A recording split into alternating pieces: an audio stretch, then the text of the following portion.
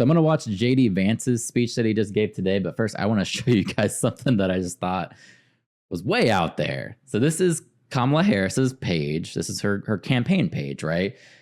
First annoying thing, as soon as you go to her page, she starts asking for money. You cannot even see her events. You can't see her policies. She has a pop-up right off the bat begging you for money.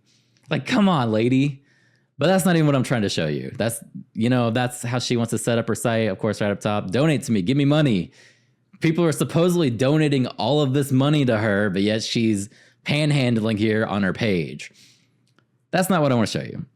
So where did I find it? It's oh, she might have took it off. No, it's right here. Work with us. So if you go to her page, and I'm just going to click on any random job. It doesn't matter the job. They all say the same thing. If you go down to apply for the job and look at her application, look at these fucking pronouns. Look at this. People are tired of this. They don't.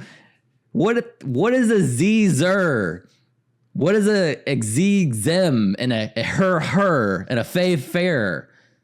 What is this shit? People are tired of this. If you want to win this election, stop posting this shit. People are tired of your games. Stop it. It's like you want to lose. You want to lose this shit by putting these pronouns here.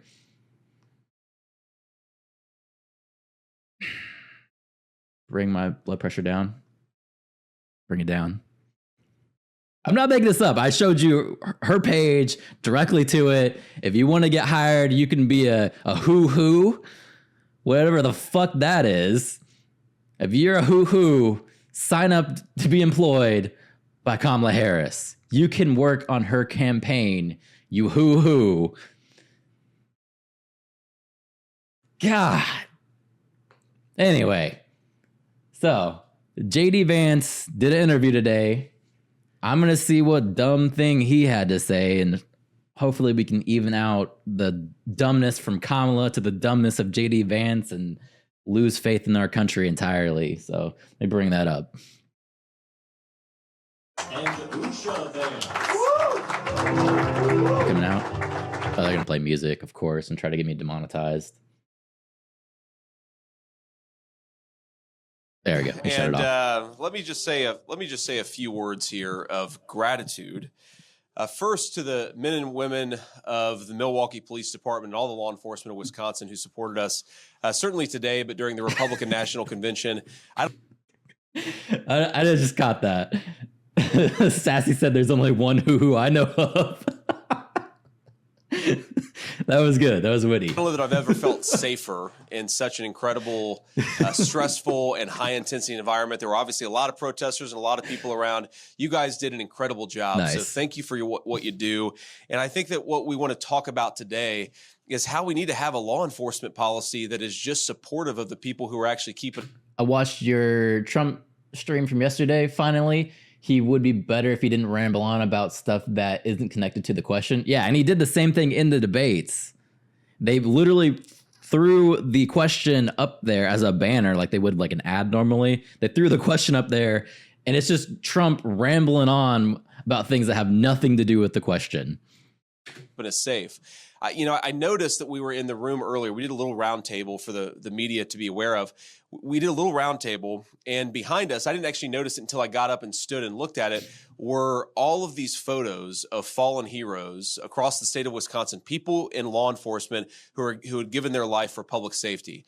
And I think the most important way to honor their sacrifice is to make the job of their brothers and sisters in arms easier, right? Why did they give their lives? They gave their lives for the basic idea of public safety. And we need a president, Donald J. Trump, who makes their job easier and not harder. We've got to cut out with the anti-law enforcement craziness. We've got to cut out with some of the policies that have come from the Harris administration that make it harder for the police to do their job.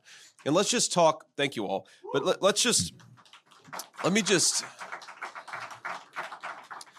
just say a few words about the policies that have made it harder to be a police officer, and most importantly, harder for it to to just be a citizen who wants basic public safety in this country.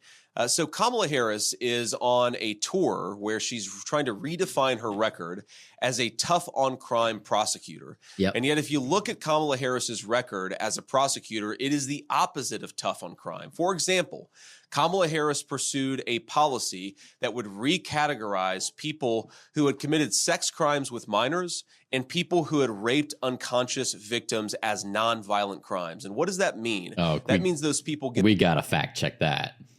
We need to fact check that. Hold up. Let me see if I can find it. Earlier, that means their victims have to suffer the psychological abuse of seeing them walking around our streets sooner. And that means the police officer have a few more sickos that they have to take care of instead of being in prison where those sex offenders belong. If Kamala Harris was so tough on crime, why is she making it easier for sex offenders to get out of prison? I think the media should ask her that question. Of course, Kamala Harris refuses to answer questions, but this is important stuff. I grew up in a family where we didn't have a whole lot of money, and I was raised by a tough-as-nails grandmother who, despite the fact that we didn't always live in the easiest neighborhood, we had something that our country believed every child deserved. Whether they were rich or poor, our country believed that every child deserved public safety. And as Republicans, we don't think the government should do everything, but the things that it needs to do, it has to do well, and public safety is at the very top of the list. How can you have a country? How can you have an American dream? How can you have poor children who look to the future with optimism and hope if they can't walk down the streets of their neighborhood safely? And these police officers fight to make that a reality every single day. And Kamala Harris is making their job harder, and Donald Trump is going to make their lives easier. That's why we're going to reelect him the 47th president of the United States. Yes.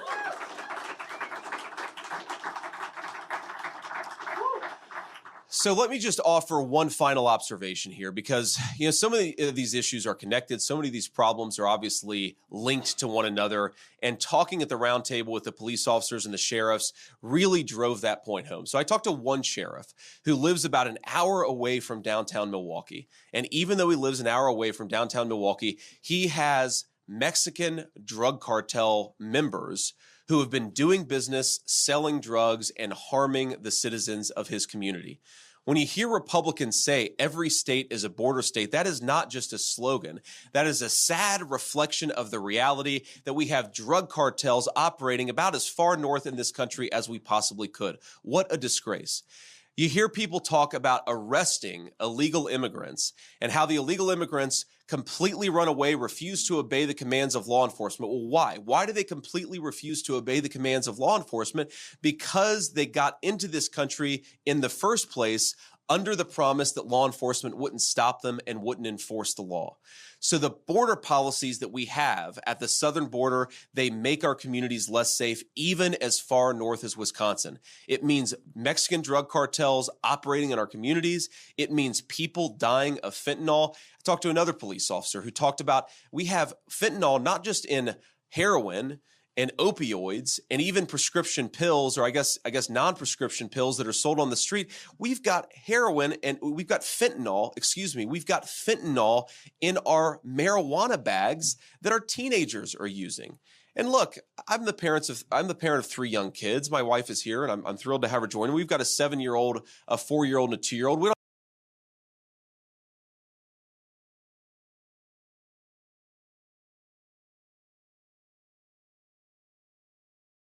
have to worry about this yet, but I'm certain. Sorry, my mic was off, but I can't find anything about her doing that. If you guys can find something, let me know. So I'm going to assume it's not true, or the Google algorithm is scrubbing her from the ether. Because kids are kids, that one day, one of my kids is going to take something or do something that I don't want them to take. But I don't want that mistake to ruin their life. I want them to learn from it. I want their parents to be able to punish them. I don't want our kids to make mistakes on American streets and have it take their lives away from them. That is in some ways what this fentanyl crisis has done.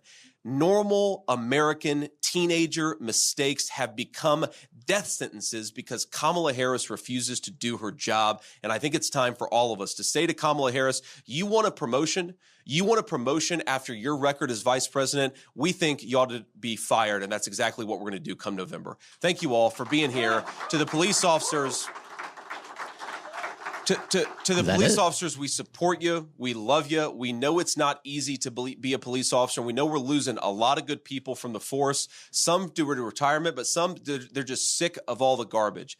But I'd ask you, keep at it for as long as you can. Keep doing this important work because there are a lot of us out there who are grateful for it. In about 6 months, your job's going to become a hell of a lot easier. God bless you guys, and thank you for having me here in Wisconsin. So, what we'll do here is we'll take a few questions from reporters before we get on our way. And Okay, good. He's going to actually take questions. Right now, he's still rambling on, blah, blah, blah, blah. Of course, we all know it's tough to be a cop. There's a flip side of that where there's also crooked cops. It's a big issue there. I'm not going to play into that. It's two-sided for sure. But he is taking questions, so this should be interesting. What I would ask is we'll get to the national reporters if we've got time. But if you're a local Wisconsin reporter, either in the Milwaukee area or outside of it, maybe start there, raise your hand, and I'll call on you first. So we got anybody, ma'am, in the yellow dress? Hi there. I'm Julia Fellow with 620 WTMJ. So glad that you're here. I was just talking to the president of the Milwaukee Police Association just yesterday live. He was talking about how there's 200 openings, and then there's going to be maybe 60 to 70 more retirements that are happening. But our city can't afford to keep up with what should be, that they allow, about 1,700 officers. And when we talk about detectives, it should be about 175, he says. We're down to like about 130. Yep. And then also, on top of that, the Milwaukee County leaders are talking about the sheriff's office, that we're dealing with a huge budget deficit. How are we going to meet that budget deficit? $7.2 million in overtime he was talking about with the deputies. So we're talking about money here. Sure. Who's going to pay for it? And also we're trying to get people, to be recruited.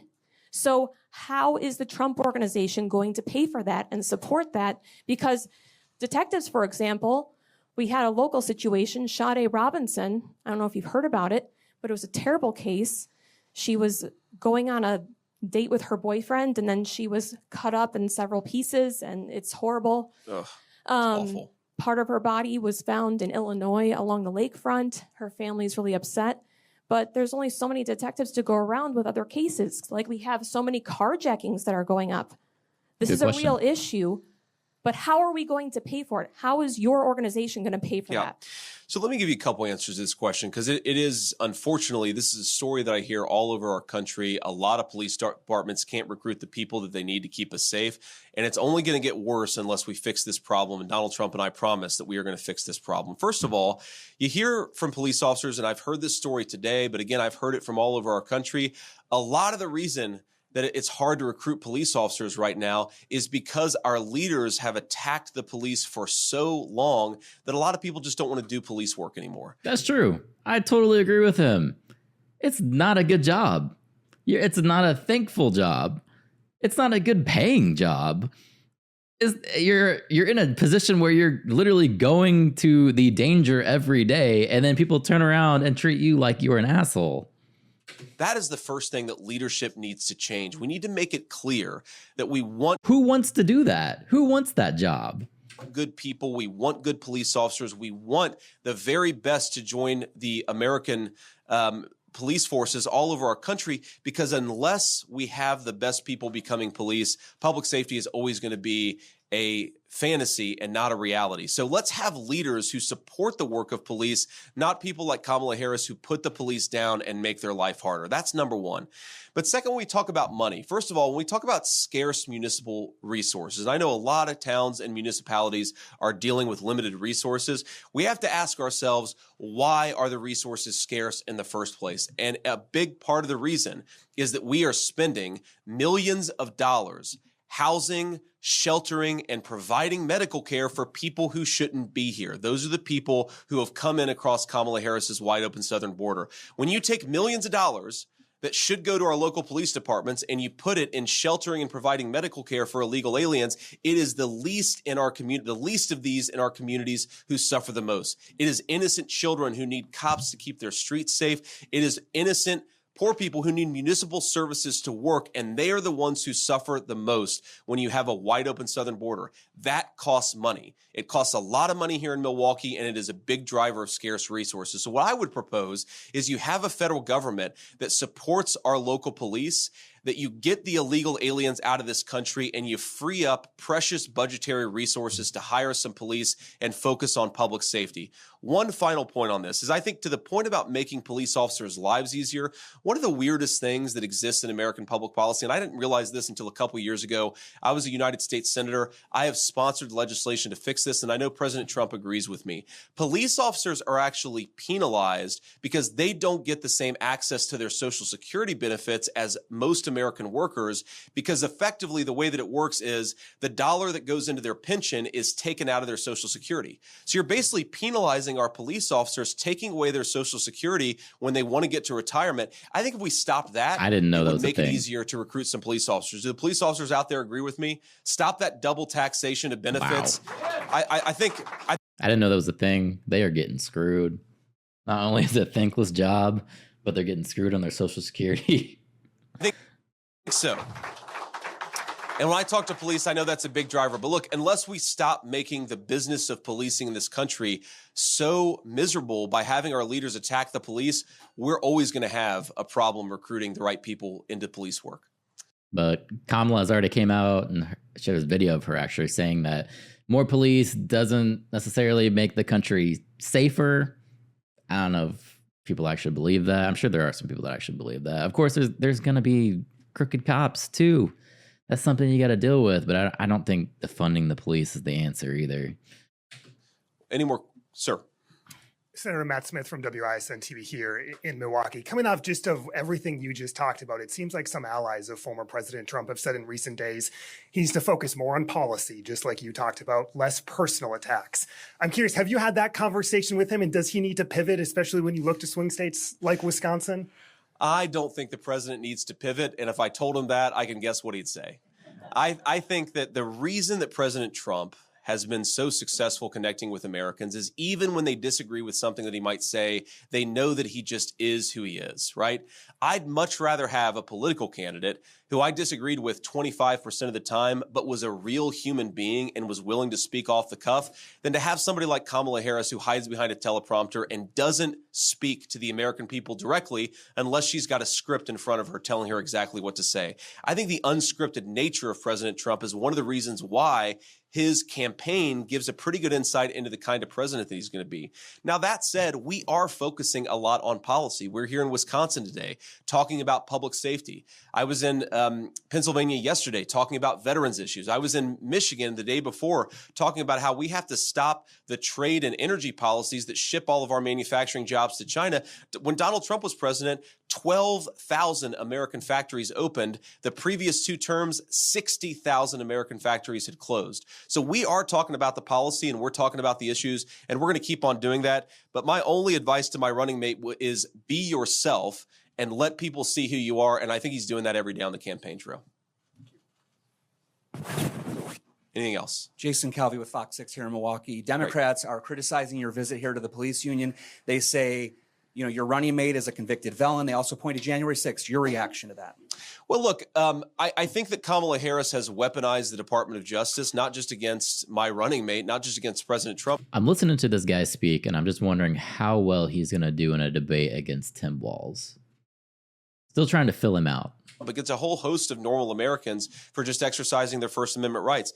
I mean, not maybe the most significant scandal, but certainly a very large scandal is the Department of Justice went after a pro-life Catholic father of 7 for exercising his right to peacefully protest. The Department of Justice showed up. The Department of Justice leadership had officers show up at this guy's house and treat him like a common thug for exercising his right of First Amendment protest.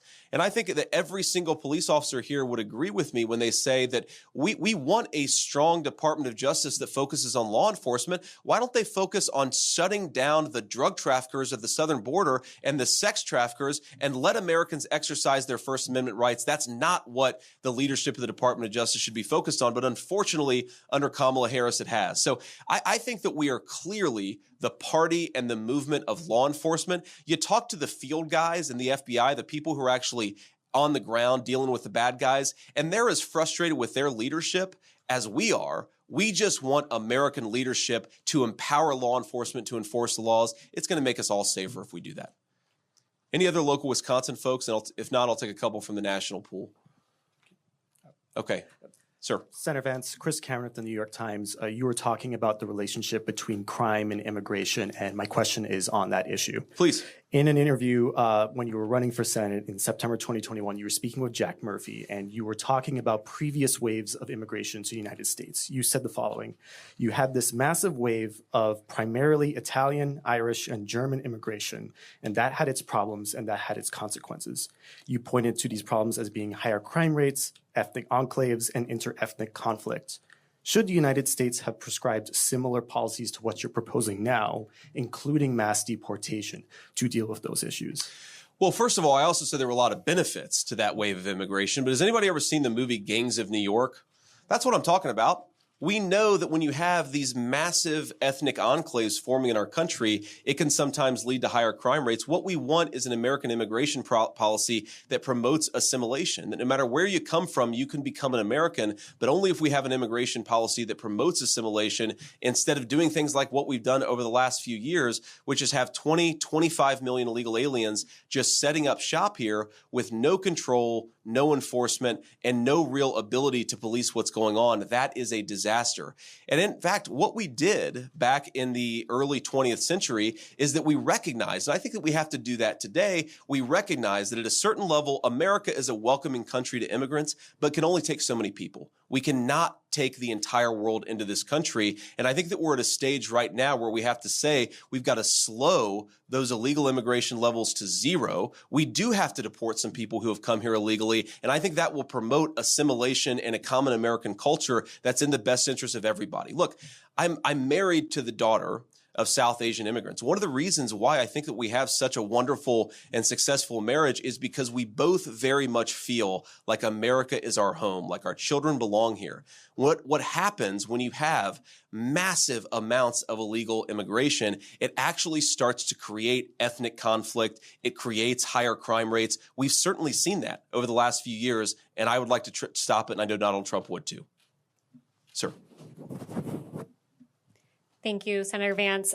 Sorry. It's okay. A new ABC Ipsos poll was out today. It shows that Governor Walz, Vice President Harris's running mate, has a higher favorability among Americans than you do. What's your response to that poll? And also, what can you do ahead of the October debate to try to win over more Americans and your campaign? Well, look, I don't put much stock in polls, especially at this early level. I think Governor Walz was nominated just a couple of weeks ago. He's received a ridiculous media honeymoon where they've hidden, a lot of press have hidden some of the things that he said and done. I mean, this is a guy who actively encouraged rioters to burn down Minneapolis during the summer of 2020. It's the biggest city in his country. And then, of course, his running mate, Kamala Harris, was offering to bail those rioters out of prison. I think when people know the truth about Kamala Harris and Tim Walz, their anti-crime record, their pro-criminal record, the fact that he let rioters burn down the largest city in Minneapolis, I don't think his approval ratings are going to be that high, and I think that Donald Trump and I are going to win this race. But that's what the campaign is about, right? We have a little bit less than 90 days to make our case to the American people, to persuade them that our policies are going to make their lives better. And again, I think you contrast the failed leadership of Kamala Harris with the peace and prosperity of Donald Trump. I don't think there's any doubt we're going to win this race, but we've got to run the campaign, and we've got to get out there and talk to people. That's what we're doing every single day. Maybe do one more. Any other Wisconsin people that haven't asked a question? Hi, my name is Graham Kilmer. Sir. I'm a reporter with Urban Milwaukee. You mentioned fentanyl. Here in Milwaukee, we have a fentanyl and overdose crisis that began and really got worse under the first Trump administration. So what would you do differently the second time around? Well, look, I think if you look at the actual data, The fentanyl crisis really, really took off under the leadership of Kamala Harris, under the border czar policies where she opened up the southern border, where fentanyl got completely out of control. And you talk to our law enforcement officers, and they will tell you that the fentanyl problem has gotten way worse in the last few years than it was at any previous time under any previous administration, Democrat or Republican.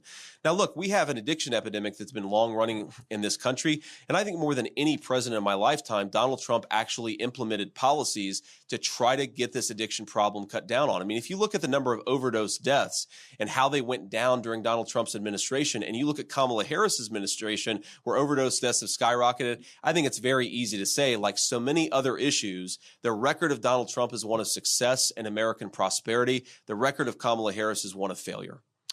Any other questions from Wisconsin press?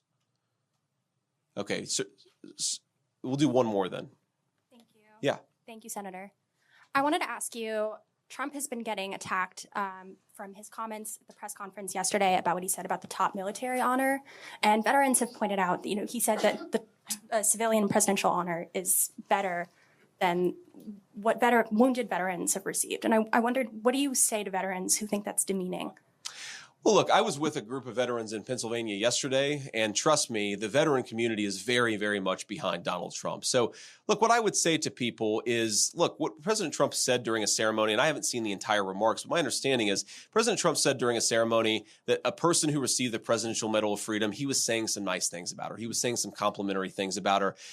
Donald Trump, I've seen give out a Congressional Medal of Honor. I've seen him give out. We're going to find that video and fact check that. I want to see exactly what he said. A number of awards and commendations to military veterans. And of course, I myself am a Marine Corps veteran of the Iraq War. This is a guy who loves our veterans and who honors our veterans. I don't think him complimenting and saying a nice word about a person who received the Presidential Medal of Freedom is in any way denigrating those who received military honors. They're two different awards, and I think the president was saying some nice things about a person that he liked, and that's a totally reasonable thing to do. All right. So with that, I before we close here, I want to bring up a couple of law enforcement officers just to say a couple of words. And we have first we have Alexander Ayala, and Alexander, come up and say a few words if you would. Thank you. And Alex is going to talk, and then our next guest is also just going to talk about some of the law enforcement challenges and some of the ways that if we have better policy, we can actually make this country a lot safer. Go ahead, Alex. Yeah. Listen to him. Hi, my name is Alexander Ayala, and I'm the president of the Milwaukee Police Association. I am a 24-year veteran of the Milwaukee Police Department. Senator Vance, thank you for being here to amplify our message that our members provide the highest degree of service to our community. We like to say that the Milwaukee Police Association is the force behind the force, and we use the words honor and service when we talk about our brave men and women of our department. Their importance extends far beyond the uniform and the badge, and it's about their commitment to serving and protecting us and protecting all of us. This guy's really nervous. The challenges of policing in the city of Milwaukee are many. Low bail for dangerous criminals, the need for honest and concentrated efforts to pursue those offenders wanted on bench warrants, low officer morale, and an often anti-police society, rushes to judgment in officer-involved shootings, not to mention the staff crisis that requires officers to spend more time away from their families. Some areas of the city will at times go with only one squad to patrol the entire area of 44,000 citizens. As squads get pulled to other parts of the city to address high priority calls, which can often be more violent in nature, that requires more officers. The Milwaukee Police Association believes that the solution Some people have hard time speaking to crowds. Yeah, absolutely. to these challenges can be found right here. That's why the MPA is endorsing the presidential ticket of Donald Trump and JD Vance, because addressing these issues isn't political, it's truly a matter of life and death to Milwaukee. So thank you. Thank you. He did good, though. I would be sweating bullets. Yeah, he did fine. Nice firm shake. And please stay up here, Alex, but I also want to have Andrew Wagner come up. Andrew was just recently retired as a career law enforcement officer, but he told me his wife has already put him back to work. So, Andrew, I appreciate you being here. Thanks.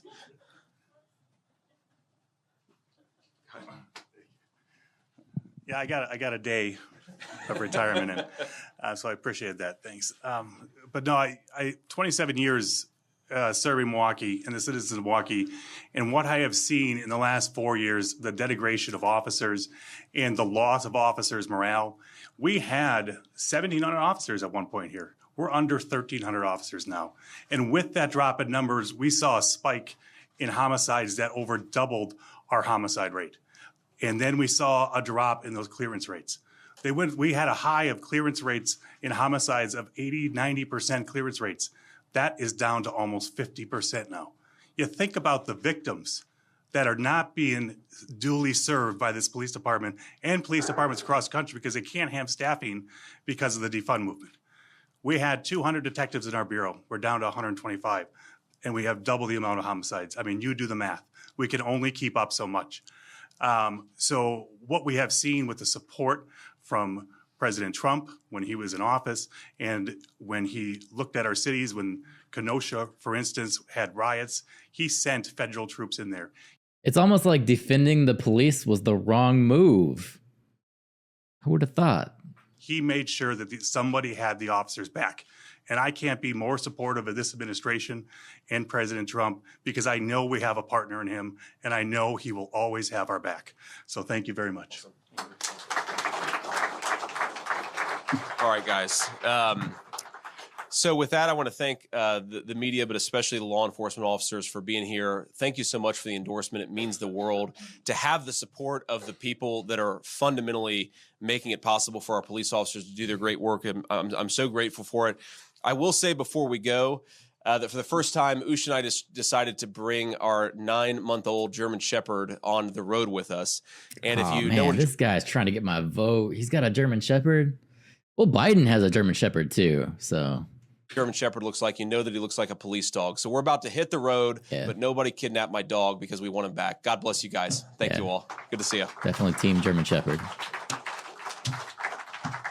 That's it. All right, so I want to see what Trump actually said yesterday. Let me see if I can pull up that video. Apparently he was disrespecting vets again. How dare he? Let's see. Trump medal or medal, presidential medal. That's what it. Presidential medal.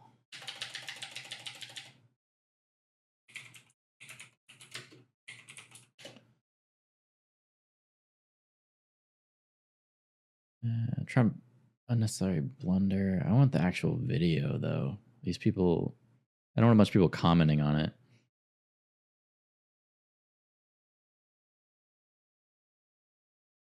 That's the full speech. I don't want the full speech. Here we go. CNN maybe. I'm sure they didn't edit anything.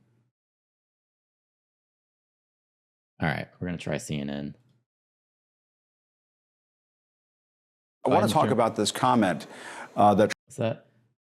Biden's German Shepherd was attacking the Secret Service guys. Yeah, I heard that. German Shepherds are hard to train, okay? I understand Biden's point of view. That's a tough dog. It's a very tough... You hear mine over there barking at the window. He's on alert all the time defending my house, so I get it. I get it. But anyway, I got... Supposedly this is the video of him saying it. That's probably going to be CNN talking about it, but whatever. We'll roll with it. Oh, come on, guys. What is this? Trump made last night as he was praising one of his donors. He said the Presidential Medal of Freedom for civilians was superior to the Medal of Honor because those recipients of the Medal of Honor are often wounded or dead soldiers. Let's listen to this. There we go. We gave Miriam the Presidential Medal of Freedom. That's the highest award you can get as a civilian. It's the equivalent of the Congressional Medal of Honor, but civilian version. It's actually much better because everyone gets the Congressional Medal of Honor. That's soldiers. They're either in very bad shape because they've been hit so many times by bullets or they're dead. She gets it, and she's a healthy, beautiful woman. It's right. And they're rated equal. All right, Chad. Yeah, you're a vet too. Are you offended by that?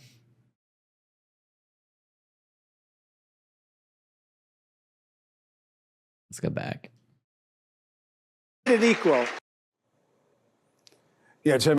And they're rated dead. Let me try it again. She gets it, and she's a healthy, beautiful woman. It's right. And they're rated equal. I'm not offended. I personally don't care. I don't give a shit. I think that's probably going to be another thing they try to blow up and say he's anti-veteran, but I don't give a shit.